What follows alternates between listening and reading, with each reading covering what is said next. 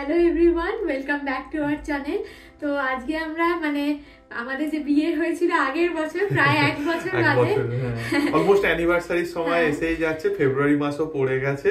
তো আমরা বিয়ের স্মৃতিগুলোকেই যেটুকু যা তুলে রাখতে পেরেছিলাম সেগুলোকেই বাড়ি থেকেও অনেক সময় বলতো যে ওই ভিডিওগুলো তোরা কখনোই ছাড়লি না, মানে ওইভাবে তো আমরা বিয়ের সময় ওইভাবে আলাদাভাবে প্রচুর ব্লগ করেছি তা নয়, কিন্তু ওই স্মৃতি টুকরোগুলোই আমরা ভাবছিলাম যে মানে আমাদের ইউটিউব চ্যানেলের জন্য ওটা আমরা ভিডিওর হিসাবে করেই রাখি, নিজেদেরই স্মৃতি হিসাবে থাকবে। আমাদের তো চ্যানেল প্রচুর মানুষ দেখেও না, খুব আলাদাভাবে কিছু নয়, আমরা নিজেদের জন্যই মেনলি স্মৃতি বানাই, তো সেই হিসাবে সমস্ত জিনিসগুলো থাকবে। সেই হিসাবে আমরা শুরু করছি আজকের প্রথম ভিডিওটা দিয়ে, এরপরে ক্রমশ সমস্ত ভিডিওগুলো বিয়ের সমস্ত কভারেজ গুলো আসতে চলেছে। Morning everyone, welcome back to our channel. আজকে সকাল সকাল তো দেখতেই পাচ্ছ পুরো রেডি হয়ে গেছি, আর আজকে আমি যাচ্ছি কলকাতা। তো খুবই স্পেশাল একটা দিন, আমার বিয়ের বাজার বেসিক্যালি করতে যাচ্ছি, সেটা প্রায় প্রথম দিন বলা চলে। তো আজকে আমি আমার বাড়ির তরফ থেকেই যাচ্ছি, তবে স্পন্দনও কিন্তু আজকে আমার সাথে যাবে। এই সময়টা ছিল 2023 সালের সেপ্টেম্বর মাস, এবং এই সময়টা খানিকটা পুজোর বেশ কিছুদিন আগেই, এবং আমাদের ছুটিটাও বেশ অল্প দিনের ছিল, তাই পুজোর আগে আমাদের ফিরেও আসতে হয়েছিল। কিন্তু তা সত্ত্বেও আমরা মেনলি এই আমাদের বিয়ের বাজারটা একসাথে করবো বলেই গেছিলাম। আসলে বাবা মারও ধীরে ধীরে বয়স হচ্ছে, সমস্ত কিছু যদি আমরা ওনাদের ঘাড়ে সব কিছু চাপিয়ে দিই তাহলে জিনিসগুলো একটু ডিফিকাল্ট তো হয়ে যায়। আর তাছাড়াও জীবনের আমাদের নিজের জীবনের শুরু যেটা আমরা করব, তো সেই জিনিসটাতে নিজেরা ইনভলভ না থাকলে সেটাও খুব একটা মানি ক্রিয়েট করে না আমাদের কাছে অ্যাটলিস্ট। তাই জন্য আমার মনে হয় যে এই প্রস্তুতিটার মধ্যে যতটা অংশগ্রহণ করতে পারবো ততই বেশি আনন্দের। হ্যাঁ, বিদেশে থাকি তাই বেশ কিছু অসুবিধা তো থাকেই, তাই হয়তো অনেক বেশি সময় দিতে পারিনি, অনেক কাজই মা বাবাকে করে নিতে হয়েছে, কিন্তু তাও আমরা দুজন চেষ্টা করেছি যতটা সম্ভব সাহায্য করার সব কিছুতে। যেমন আমরা নিজেদের ফটোগ্রাফার থেকে শুরু করে নিজেদের যে মেকআপ আর্টিস্ট, আমি সমস্ত কিছু আমরা দুজন বিদেশ থেকেই দেখে সবার সাথে হোয়াটসঅ্যাপে কন্ট্যাক্ট করে সবার সাথে কথা বলে আমরা ওখান থেকেই কিন্তু ঠিক করে নিয়েছিলাম অনেকটা আগে। শুধু এই মেন শাড়ি আর জামা কাপড়ের বাজারটাই বাকি ছিল। তো সেইটার জন্যই প্রথম দিনই আমার মেন বিয়ের বেনারসি দিয়েই আমরা বাজার শুরু করেছিলাম। আর যেটুকু যা গয়নাগাটি কেনার ছিল সেগুলো আমরা মেনলি আগেই করে রেখেছিলাম, তো মেনলি শাড়ির বাজারটাই বাকি ছিল। তো আমাদের এই রেড কালারের শাড়িটাই সব থেকে পছন্দ হয়েছিল, যদিও পিঙ্ক কালারের আরও একটা অপশান যেটা আমাদের দুজন আমার আর আমার মায়ের খুব পছন্দ হয়েছিল ঠিকই, কিন্তু সব মিলিয়ে সব থেকে শেষে বিয়ের জন্য সব থেকে গর্জাস হিসাবে এই রেড কালারের শাড়িটাই পছন্দ হয়েছিল।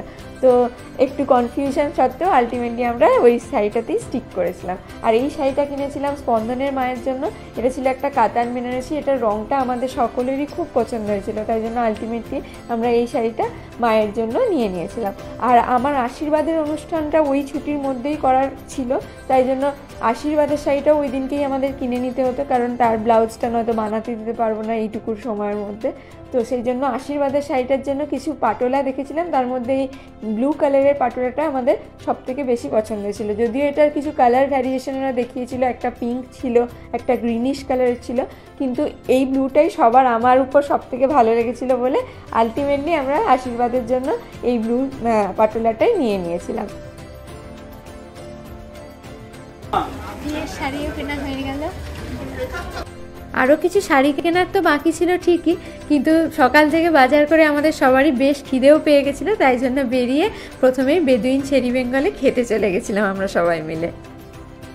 গড়িয়াহাটে নেমেই প্রথমে যে রোলের গন্ধটা পেলাম সেটাতেই তো মনটা ভরে গেল, যদি এখন খিদে পেয়ে গেছে তাই খেতে চলে এসেছি। বাজারের তো সবে একটা ছোট্ট ইনিংস কমপ্লিট হয়েছে, এখনও তো অনেক ইনিংস বাকি।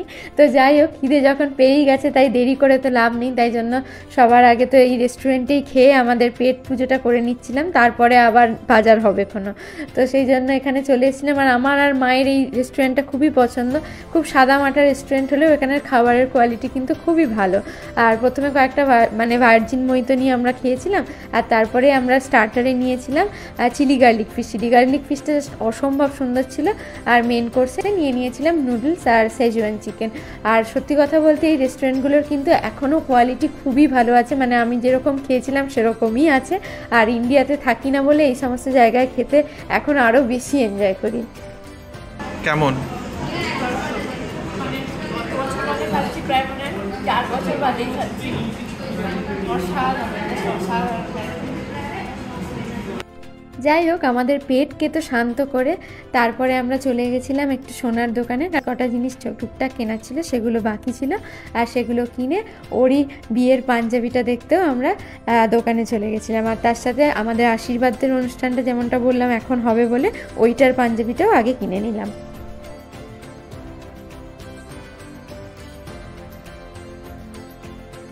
Good morning everyone, welcome back to our channel. আজকে তো আমাদের মার্কেটিং এর খানিকটা সেকেন্ড ডে বলা যায়, আমরা আবার কলকাতায় যাচ্ছি। তবে আজ আলোর বাড়ির তরফ থেকে নয়, আজ আমার বাড়ির তরফ থেকে আমার মা বাবা যাচ্ছে, আর আলোও জয়েন করবে, আর আলোর মাকেও বলা হয়েছে, তো উনিও জয়েন করবেন। তো আমরা একসাথে 5 জন মিলে আজকে যাব। এখন এই 9:30 মতো বাজে, আমরা এবার বেরোবো। প্রথম দিনের মতোই দ্বিতীয় দিনও আমার শাড়ি দিয়েই আমাদের বাজার শুরু হয়েছিল, আর সেটার জন্য আমরা চলে গেছিলাম গড়িয়াহাটের ইন্ডিয়ান সিল্ক হাউস এক্সক্লুসিভসে। আর আমার বৌভাতের জন্য আমার একটু গ্রিন বা ব্লুয়ের দিকের শাড়ি কেনারই ইচ্ছা ছিল। তো এখানে যে শাড়িগুলো দেখিয়েছিল তার মধ্যে এই বটল গ্রিন কালারের শাড়িটা আমাদের খুব ভালো লেগেছিল। এটার পাড় আঁচল মানে এত নিখুঁত কাজ ছিল আর এত ক্লিন ছিল যে ওটাই আমাদের সবথেকে পছন্দ হয়েছিল। মানে অনেক আধুনিক শাড়ি দেখালেও এই শাড়িটাই আমাদের সবথেকে বেশি পছন্দ হয়েছিল। আর এমনিতেও আমার আধুনিক শাড়ির থেকে মানে ট্র্যাডিশনাল লুকের শাড়ি বেশি পছন্দ হয় বেশিরভাগ সময়তেই। এই তো বৌভাতের শাড়িও কেনা হয়ে গেল, এখন যাচ্ছি ভিতরে আরো অন্য কিছু শাড়ি মানে দেখার জন্য। আর বিয়েতে তো তোমরা জানোই আরও অনেক শাড়ি লাগে, যেমন গায়ে হলুদের শাড়ি, নান্দিমুখের শাড়ি, ভাত কাপড়ের শাড়ি, মানে আমাদের দুই বাড়িরই কিছু শাড়ি কেনার বাকিই ছিল। তো আরও বেশ কিছু শাড়ি দেখার জন্য আমরা আবার আদি ঠাকুরেশ্বরীতে গেছিলাম, এবং সেখানেই মেনলি প্রথমে গায়ে হলুদের শাড়িটাই আবার চুজ করে নিলাম। আর তারপরে আমাদের খিদে পেয়ে গেছিলো, তাই খেতে চলে গেছিলাম। অ্যাকচুয়ালি সময় বাঁচানোর জন্য এইটা আসা ছাড়া আর কোনো উপায় নেই, কারণ এই দুদিন আমরা তো এত অল্প দিনের জন্য আসি, তাই খুব তাড়াতাড়ি বাজার করার ব্যাপার, তাই আবারও বেদুইনেই আসতে হলো। তবে দ্বিতীয়বারও আমার এখানে আসতে কোনোই অসুবিধা ছিল না, কারণ আমার চাইনিজ খেতে খুব ভালো লাগে, আর এখানের চাইনিজটা সত্যি খুব ভালো বানায়। আর তাছাড়া মা বাবারও মানে স্পন্দনের মা বাবারও এখানে আগে কখনো আসেনি, তাই জন্য সেটাও বেটারই ছিল।